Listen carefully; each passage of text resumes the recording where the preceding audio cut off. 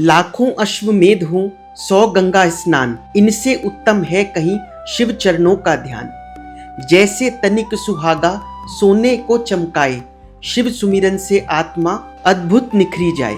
जय श्री कृष्णा दोस्तों, आज सोमवार का दिन है, तो आइए सोमवार व्रत की कथा सुनते हैं। बहुत समय पहले एक गांव में एक बहुत ही धनवान साहूकार रहा करता था।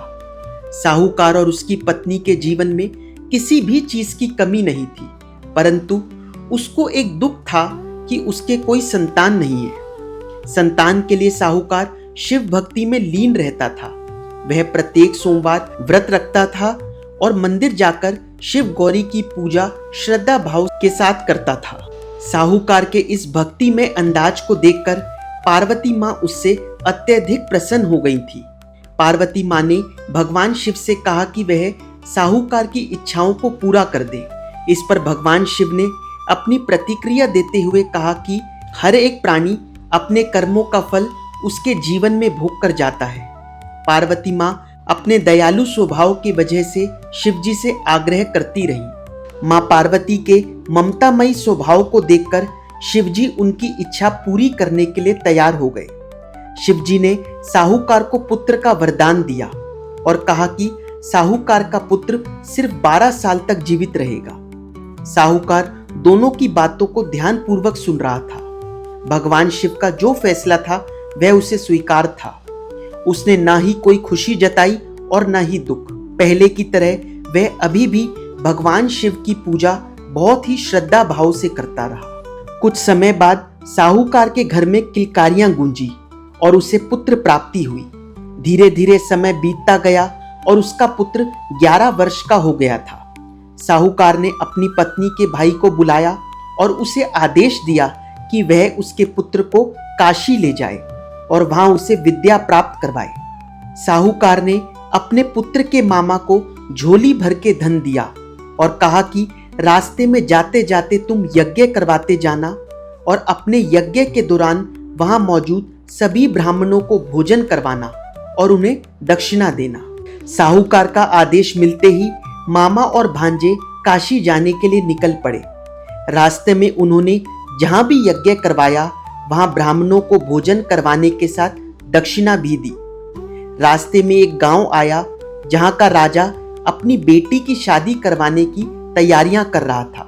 जिस राजकुमार से राजा की बेटी की शादी होनी थी वह कान्हा था। यह बात राजा को नहीं बताई गई थी।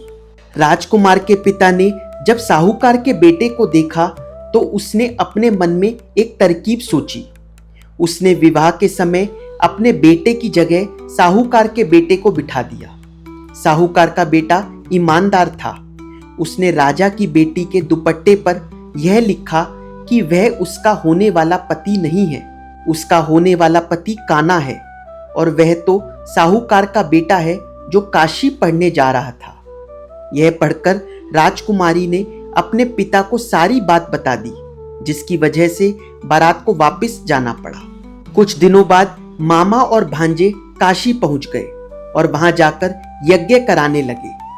जिस दिन साहूकार का बेटा 12 साल का होने वाला था उस दिन भी यज्ञ कराया गया। थोड़ी देर में साहूकार के बेटे ने अपने मामा से कहा कि उसकी तबीयत खराब लग रही है और वह अंदर सोने जा रहा है। भगवान शिव ने साहूकार के बेटे के विधि में जो लिखा था ठीक वैसा ही हुआ। अपने भांजे को मृत पाकर मामा रोने लगे। उसी दौरान माँ पार्वती और भगवान शिव वहां से जा रहे थे।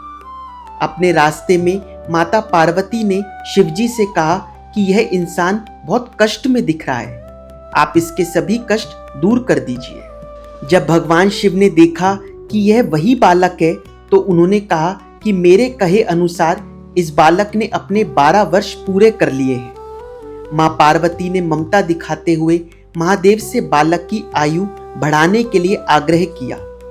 माँ पार्वती की बात सुनकर भगवान शिव ने साहूकार के बेटे के जीवन को बढ़ा दिया।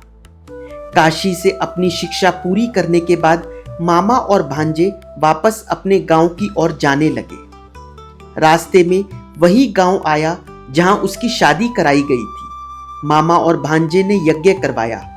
उसी दौरान राजा को साहूकार का बेटा दिखा।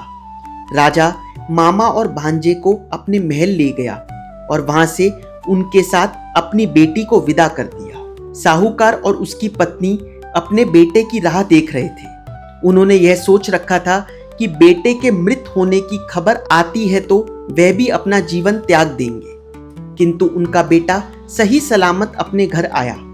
उस रात साहूकार के सपने में भगवान शिव ने दर्शन दिए। भगवान शिव जी ने कहा कि वह साहूकार के व्रत और कथा सुनने से बहुत खुश हुए थे, इसलिए उन्होंने उसके पुत्र के जीवन काल को बढ़ा दिया है। इसलिए कहा जाता है कि सोमवार का व्रत करने से और पूजा के बाद कथा सुनने से भक्तों की सभी मनोकामनाएं पूरी होती है। बोलिए गौरी शंकर भगवान की जय। अगर आप लोगों को वीडियो अच्छी लगी हो तो वीडियो को लाइक, चैनल को सब्सक्राइब और कमेंट में जय महाकाल जरूर लिख कर जाइएगा। धन्यवाद दोस्तों।